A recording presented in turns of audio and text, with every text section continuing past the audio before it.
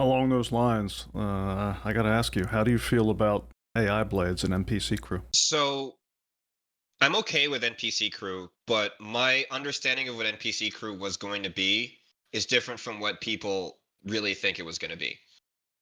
I think a lot of people think NPC crew was going to be something closer to War Thunder, where you get an NPC crew in the turret of your ship, and it allows you to kind of W and M1 a capital ship in the same way that you can W and M1 your anvil, your arrow or whatever. Um, And my understanding of NPC crew was that you would basically be able to give a simulacrum of a person orders, and they would follow those orders as if you were trying to command a group, right?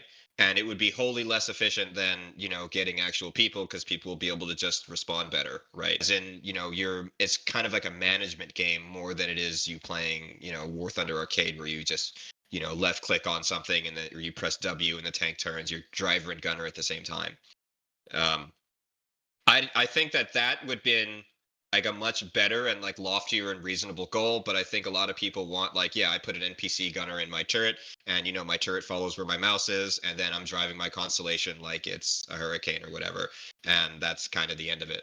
Um, AI blades, I think, kind of have a place, and I think that they would be interesting if there was something else you could do for that place in lieu of having a person sit there. And as long as they make it so that, hey, you're not putting a person in his turret, you're dedicating a significant part of the ship that should be doing something else to driving something where a human should be, right?